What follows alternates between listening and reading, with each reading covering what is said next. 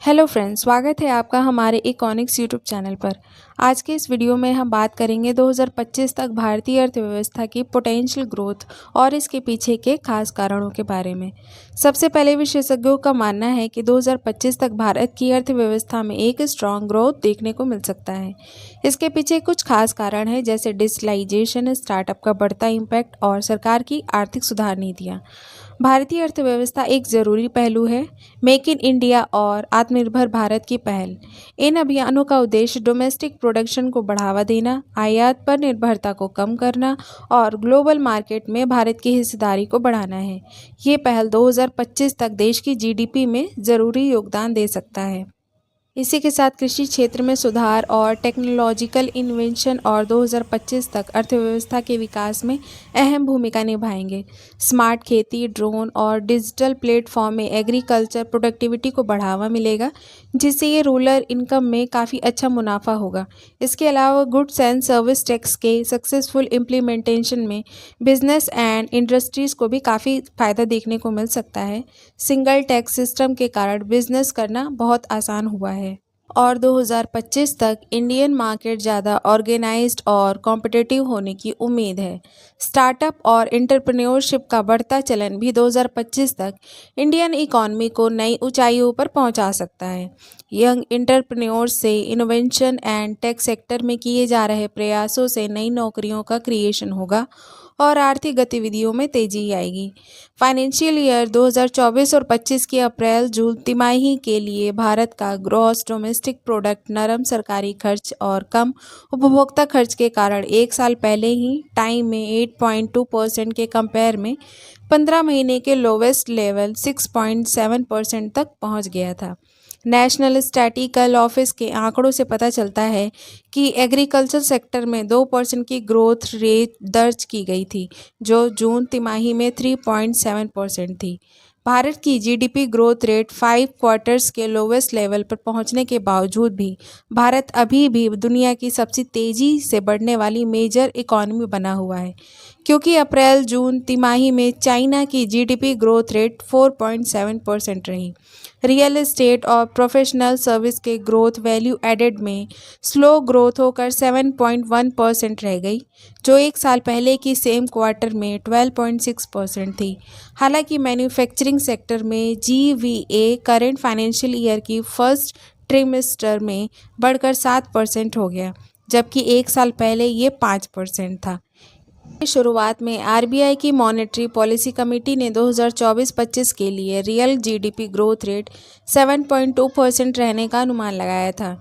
जून में लोकसभा चुनाव 2024 के बाद पहली एमपीसी अनाउंसमेंट में सेंट्रल बैंक ने 2024-25 के लिए रियल जीडीपी 7.2% रहने का अनुमान लगाया था।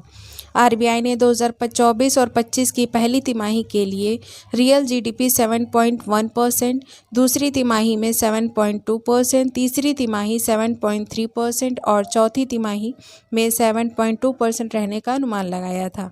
ये इस साल की लगातार 4 क्वार्टर्स के लिए 7.3%, 7.2% और 7.3% और 7.2% के पिछले प्रोजेक्शन से थोड़ा बदला हुआ है।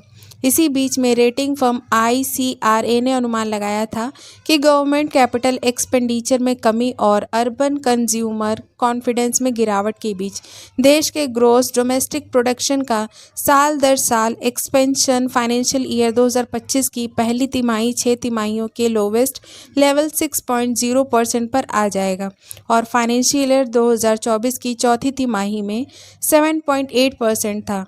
2024 में इंडियन इकॉनमी की ग्रोथ रेट को लेकर कई एक्सपर्ट्स ने अपनी भविष्यवाणी की थी। इंडियन इकॉनमी के मजबूत होने की संभावना है, जो mainly domestic demand, government investment और इम्प्रूवमेंट इन इंडस्ट्रीज़ के कारण संभव होगा।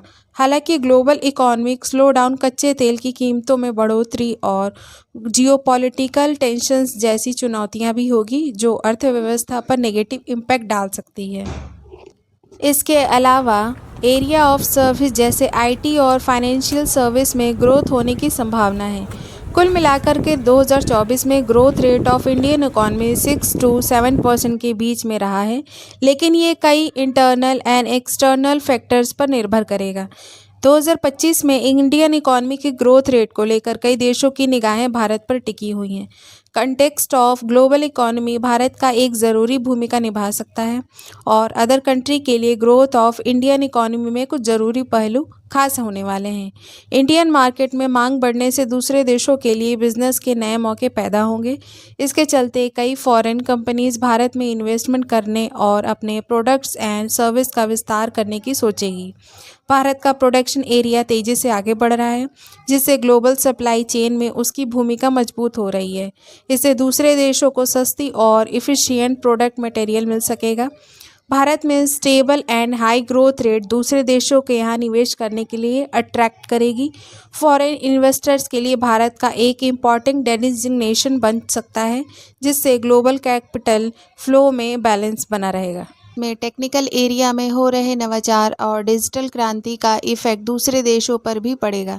इससे technology partnership and global scale पर कोलैबोरेशन करने के नए मौके खुलेंगे।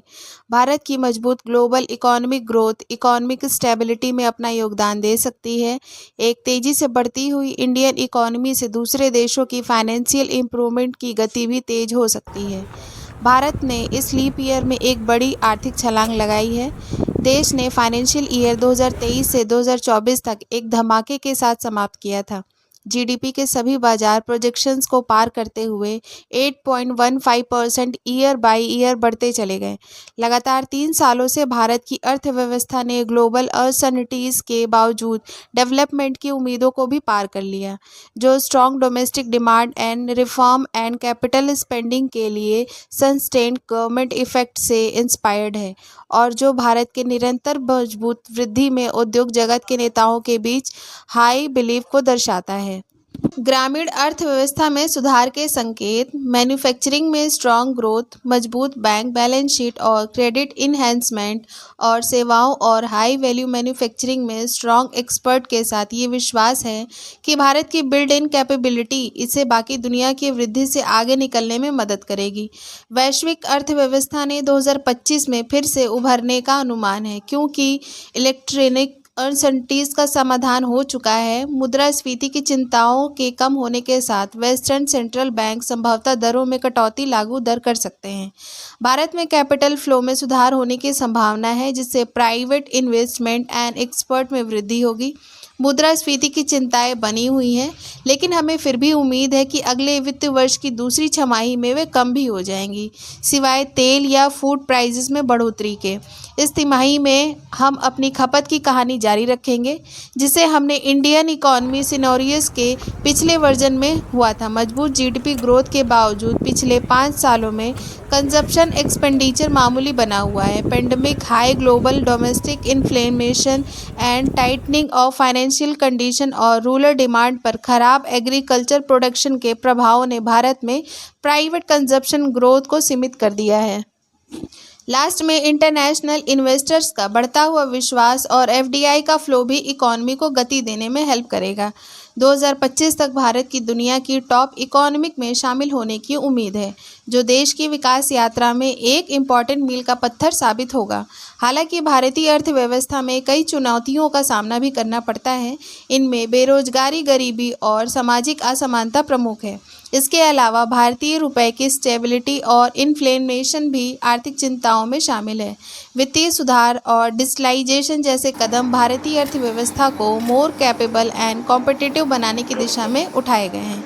इसके अलावा आत्मनिर्भर भारत अभियान के तहत सरकार ने घरेलू उत्पाद और निर्यात को बढ़ावा देने के लिए कई नीतिगत सुधार किए हैं। अगर आपको ये वीडियो पसंद आया तो प्लीज़ लाइक का बटन ज़रूर दबाएं। नीचे दिए गए कमेंट सेक्शन में अपनी राय और सुझाव हमें ज़रूर बताएं। और हाँ, अगर आप हमारे चैनल में नए हैं तो इसे सब्सक्राइब करना ना भूलें और बेल आइकन को ज़रूर दबाएं, ताकि हमारी आने वाली वीडियो की नोटिफिकेशन आपको आसानी से मिलती रहे। मिलते हैं अगले वीडियो में, तब तक के लिए जय हिंद।